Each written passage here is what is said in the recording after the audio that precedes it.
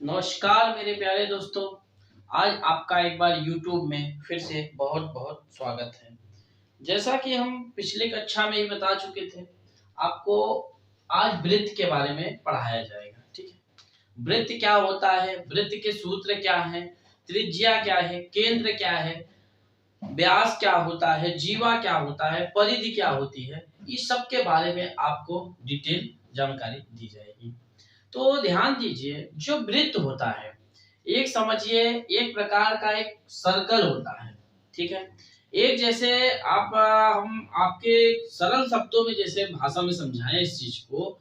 जैसे आप एक मान लीजिए का धागा ले लीजिए, धागा तो सब समझते हैं। एक धागा लेने के बाद सपोज करिए मैं आपको बताता हूँ, देखिए ध्यान दीजिए। जैसे ये मान लीजिए ये हो गया एक पॉइंट।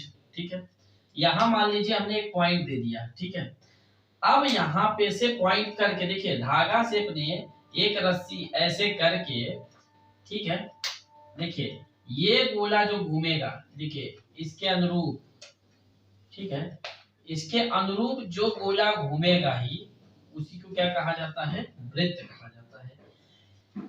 इससे जो इसका केंद्र है, इससे जो दूरी होगी वो क्या होना चाहिए, समान दूरी होनी चाहिए।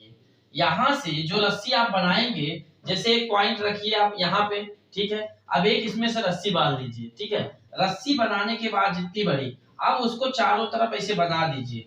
देखिएगा इसके बाद आप जब इसे गोला बनाएंगे ऐसा बन जाएगा, तो इससे जो दूरी होगी आपकी, चाहे यहाँ से यहाँ की दूरी ले लीजिए, यहाँ की यहाँ दूरी ले लीजिए, यहाँ दूरी ले लीजिए, जो डिस्टेंस होगा वो क्या होगा, सब जगह समान होगा। समझ में आया? इसी को क्या कहा जाता है, वृत्त कहा जाएगा। समझ में आया आपको?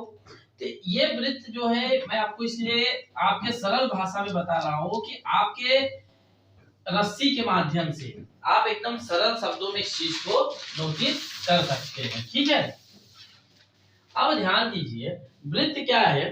अब ध्यान दीजिए, वृत्त एक ऐसी बंद आकृति होती है जिससे सभी बिंदु पर दिए गए बिंदु को समान दूरी पर होती है। वृत्त एक ऐसी बंद आकृति होती है जो दिए गए सभी बिंदु, बिंदु से ही तो आकृति बनी है, दिए गए बिंदु से ये क्या होते हैं, समान दूरी पे होते हैं। जैसे देखिए सपोज दैट यहाँ पे हमने एक वृत्त बना दिया। क्या बना दिया, वृत्त बना दिया।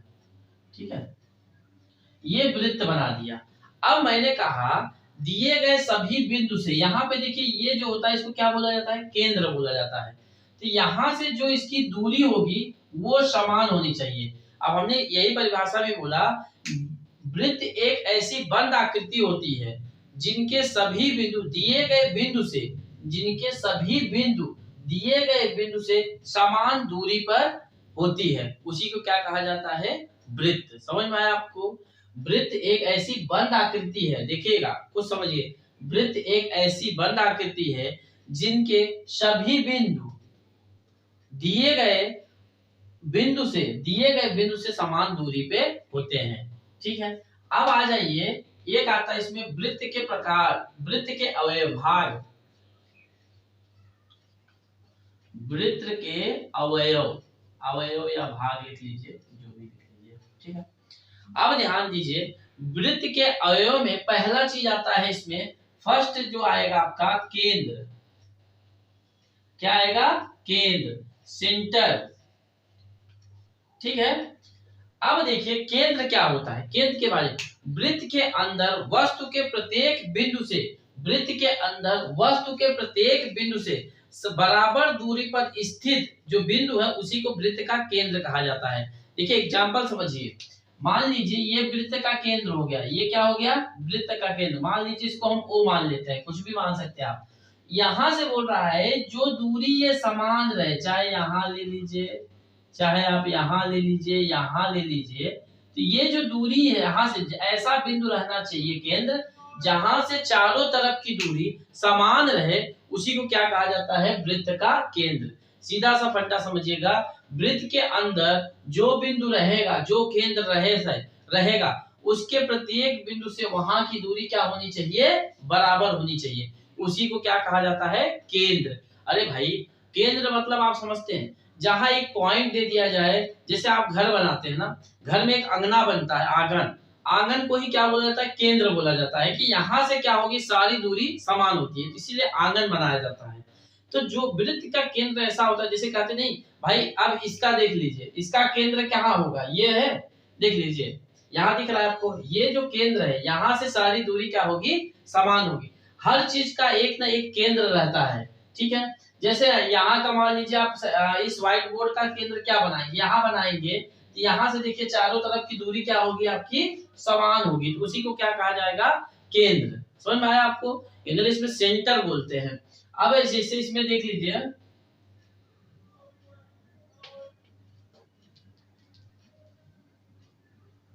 अब ध्यान दीजिए इसमें, अब ऐसे लिख सकते हैं आप, इसका लिखना है वृत्त के अंदर, वृत्त के अंदर बिंदु के प्रत्येक बिंदु से बराबर दूरी पर स्थित वृत्त का केंद्र कहलाता है। अब देखिए इसमें चित्र में वो क्या है, वृत्त का केंद्र है, ठीक। वह बिंदु से स्थित जहां पे समान दूरी सब जगह की रहे, उसे क्या कहा जाता है, वृत्त का केंद्र। समझ में आया आपको। अब दूसरी चीज आ जाइए आप, त्रिज्या। इसको इंग्लिश में बोलते हैं रेडियस। क्या बोलते हैं, रेडियस। अब ध्यान दीजिए त्रिज्या क्या होता है, त्रिज्या केंद्र से वृत्त पर स्थित बिंदु को जोड़ने का वाले रेखाखंड को उस वृत्त की त्रिज्या कहते हैं। इसकी परिभाषा लिख लीजिए आप, देखिए इसकी परिभाषा लिख लीजिए, केंद्र से वृत्त पर स्थित, केंद्र से वृत्त पर स्थित, केंद्र से बिंदु पर स्थित प्रत्येक बिंदु से बराबर दूरी पर, देखिए केंद्र से वृत्त पर स्थित बिंदु को जोड़ने वाले, बिंदु को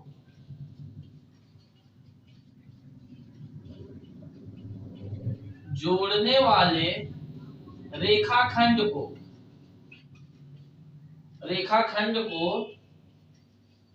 वृत्त की त्रिज्या कहते हैं। अभी देखिए एग्जांपल से चित्र द्वारा समझा देंगे तो आपको समझ में आ जाएगा। ये मैं लिख दिया हूं, देखिए केंद्र ये हो गया, केंद्र को वृत्त से स्थित बिंदु को जोड़ने वाले रेखाखंड को ही वृत्त की त्रिज्या कहते हैं।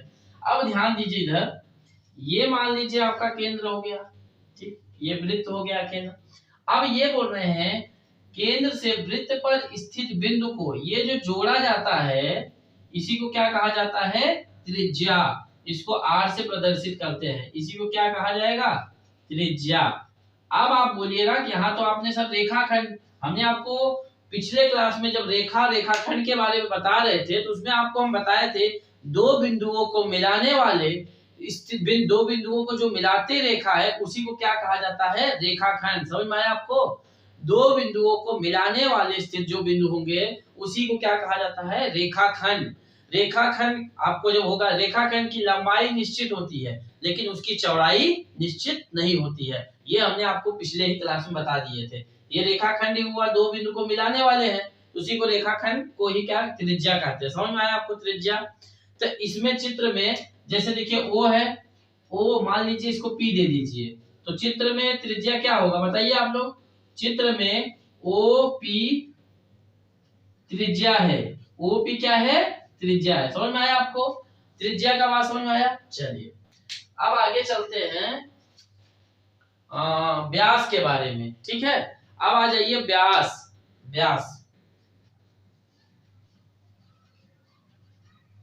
इसको पढ़ते हैं डायमीटर। क्या पढ़ते हैं, डायमीटर। अब देखिए व्यास क्या होता है, एक रेखाखंड जो वृत्त के केंद्र से होकर गुजरता है।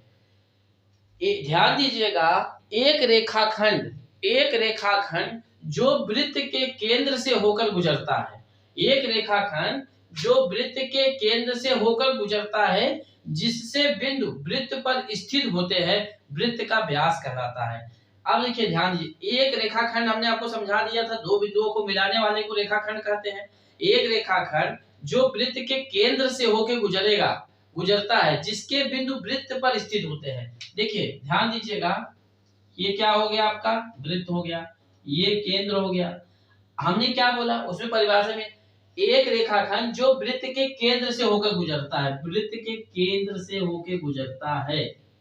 एक रेखाखंड जो वृत्त के केंद्र से होकर गुजर रहा है कि नहीं, गुजरता है, जिसके बिंदु वृत्त पर स्थित है। जिसके बिंदु कहां पर स्थित है, वृत्त पर स्थित है, उन्हीं को वृत्त का क्या कहा जाता है, व्यास कहा जाता है। देखिए यहाँ पे जैसे O है, इसको AB मिला लीजिए। अब ऐसे भी ये नहीं कि ऐसा, देखिए चित्र एक हो गया, दूसरा चित्र देख लीजिए, ऐसा भी आप बना सकते हैं। ये हुआ, ऐसा नहीं कि पैरेलल ही, ऐसा भी बना सकते हैं। मान लीजिए O हुआ PQ, ठीक है। तो चित्र में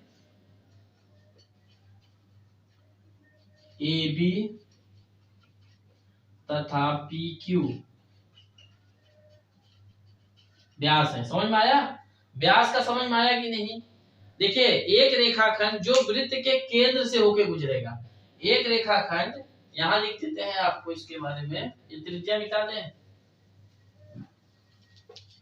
एक रेखाखंड जो वृत्त के केंद्र से होकर गुजरता है और वृत्त पर स्थित दो बिंदुओं को मिलाने पर जो आकृति प्राप्त होती है, उन्हें क्या कहा जाता है, व्यास। समझ में आया। देखिए व्यास की परिभाषा जो है हम ऊपर लिख देते हैं यहाँ पे, ठीक है। व्यास का परिभाषा देख लीजिए हम ऊपर, एक रेखाखंड जो वृत्त के केंद्र से, इसका देख लीजिए,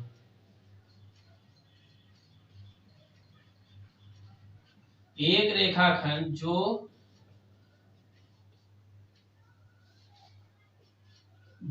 वृत्त के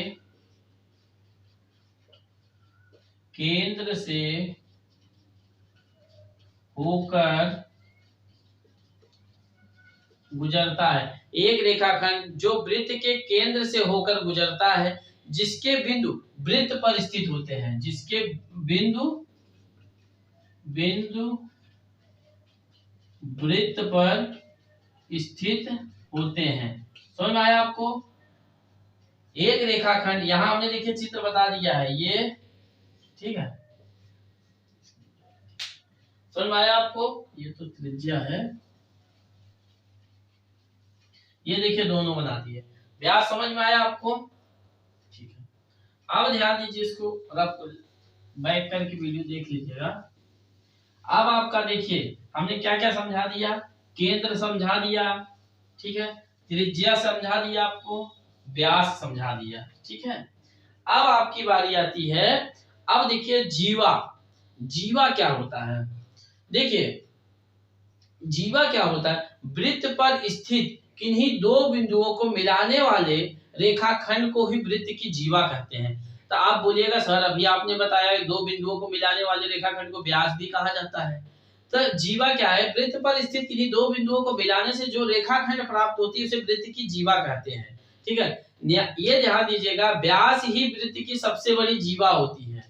मैंने बता दो पहले, व्यास ही वृत्त की सबसे बड़ी जीवा। अगर सबसे बड़ी जीवा आपसे पूछा जाए तो जो उस वृत्त का व्यास रहेगा वही सबसे बड़ी उसकी जीवा होगी। देखिए जीवा,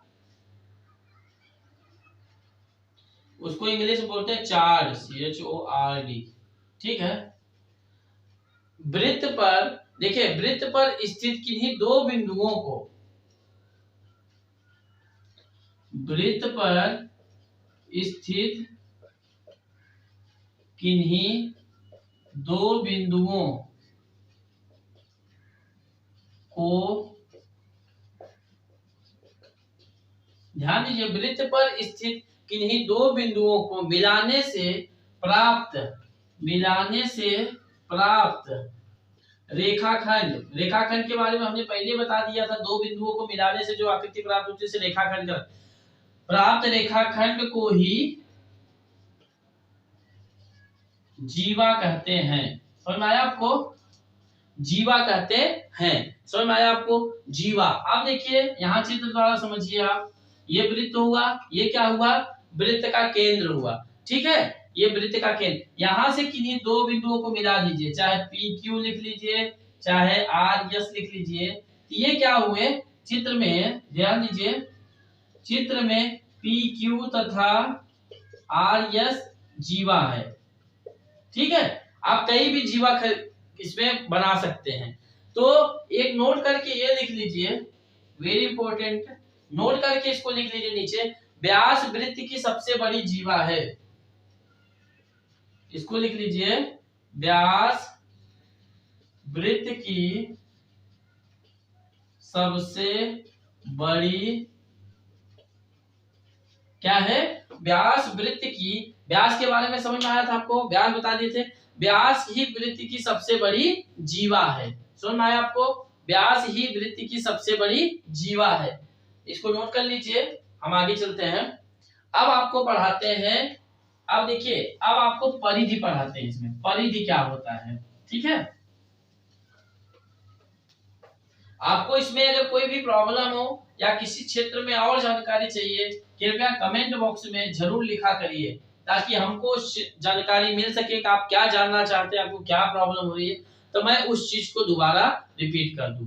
अब देखिए परिधि, परिधि क्या होता है, वृत्त के परिमाप को ही वृत्त की परिधि कहा जाता है। परिमाप समझते हैं, परिमाप, देखिए परि पूरा, परि मतलब पूरा और माप मतलब, माप तो आप तो जानते हैं, तो उसी की माप, जो कोई चीज हो किसी का पूरा माप ले लीजिए, उसी को क्या कहा जाता है, परिमाप कहा जाता है। वृत्त के परिमाप को ही वृत्त का परिधि कहते हैं। वृत्त के चारों ओर चली गई दूरी वृत्त की परिमाप कहती है। देखिए परिधि, सर्क्यूस्टेंस है,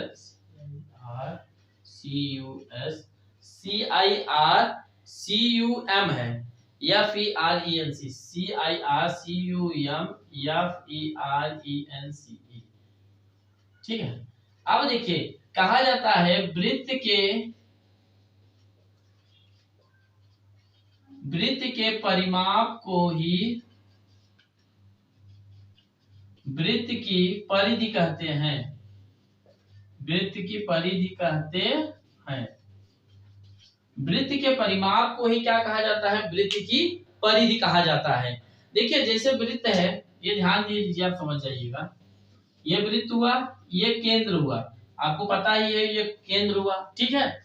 अब इसमें जैसे हम एक प्रकार से इसको दूरी चल रहे हैं, सपोज दैट यहाँ से चले, यहाँ पहुंचे, फिर यहाँ पहुंचे, फिर यहाँ पहुंचे, यहाँ, फिर यहाँ पहुंचे, फिर यहाँ पहुंचे, फिर यहाँ, फिर यहाँ, तो जो एक दूरी चले पूरी दूरी ही क्या होता है, वृत्त की परिमाप कहते हैं।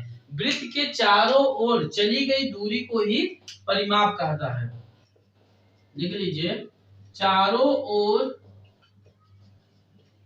चली गई दूरी को ही वृत्त के परिमाप कहते हैं।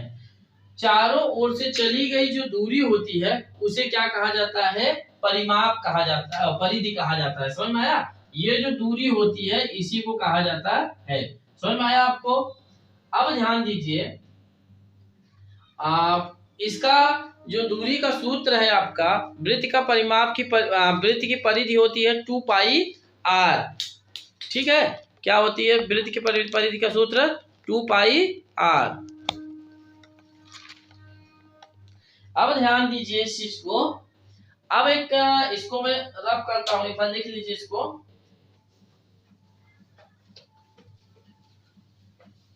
अब ध्यान दीजिए, आपको थोड़ा सा इसमें सूत्र जो है उसको दिखा देते हैं।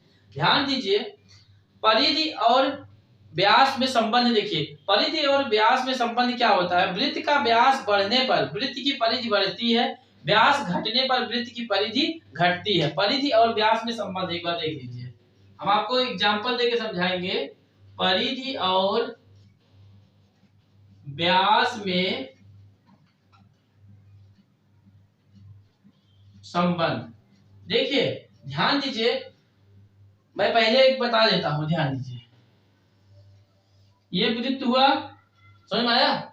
ये अब वृत्त का व्यास बढ़ने पर वृत्त की परिधि बढ़ती है और वृत्त का व्यास घटने पर, देखिए लिख देते पहले, वृत्त के व्यास बढ़ने पर वृत्त की परिधि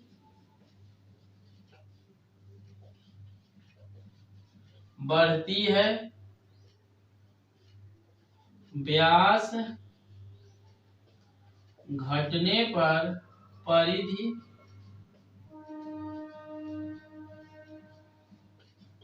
घटती है। वृत्त के व्यास बढ़ने पर, वृत्त का व्यास बढ़ने पर, वृत्त के व्यास बढ़ने पर वृत्त की परिधि बढ़ती है, व्यास घटने पर परिधि घटती है। अब कैसे, आप बोलिएगा कैसे? अच्छा ध्यान दीजिए, अगर हम इस दूरी को, ठीक है, अब ध्यान दीजिए, इधर इधर ध्यान दीजिए, वृत्त की परिधि घटती है, जैसे कि मैंने लिखा है वृत्त के व्यास बढ़ने पर। अच्छा ये बताइए, ये परिधि हुआ, ये चक्कर लगा रहे हैं, ठीक है। अब मान लीजिए ये इतना छोटी है, ठीक है, व्यास को, ठीक है, ये जो व्यास हुआ। अच्छा बताइए, ये इसमें इतनी दूरी है, ठीक है। अब मान लीजिए चक्कर लगाना, अगर हम इसी दूरी को इतना बढ़ा दिए, ठीक है, केंद्र यहीं पे, आप बताइए वृत्त की परिधि बढ़ेगी कि नहीं बढ़ेगी? तो वो यही कहना चाहते हैं कि जो इसका व्यास अगर बढ़ेगा तो ये दूरी बढ़ेगी कि नहीं बढ़ेगी, ये दूरी घटेगी तो ये घटेगी कि नहीं घटेगी, बस यही कहना चाहते हैं वो। समझ में आया आपको? हमेशा वृत्त का जो व्यास है अगर हम बढ़ाते जाएंगे इसकी लंबाई बढ़ती जाएगी, इसको घटा देंगे तो ये सिकुड़ता जाएगा। समझ में आया आपको? अब व्यास और त्रिज्या का संबंध समझ लीजिए।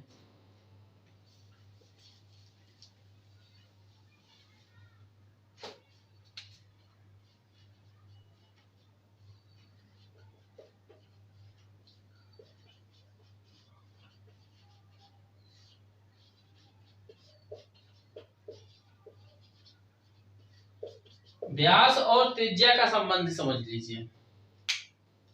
ध्यान दीजिए, व्यास क्या होता है? व्यास बराबर 2r, ये लिखे, एक मिनट,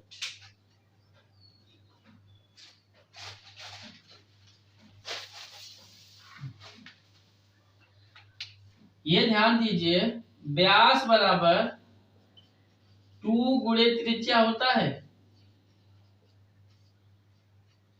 समझ में आया? व्यास का 2 गुना होता है त्रिज्या। समझ में आया? व्यास बराबर 2। अगर हमको इसमें त्रिज्या निकालना है, त्रिज्या बराबर व्यास बटा 2 हो जाएगा। इसका मतलब त्रिज्या क्या होता है? व्यास का आधा होता है। समझ में आया? त्रिज्या क्या होता है? व्यास का आधा होता है। एक और देख लीजिए, वृत्त की परिधि,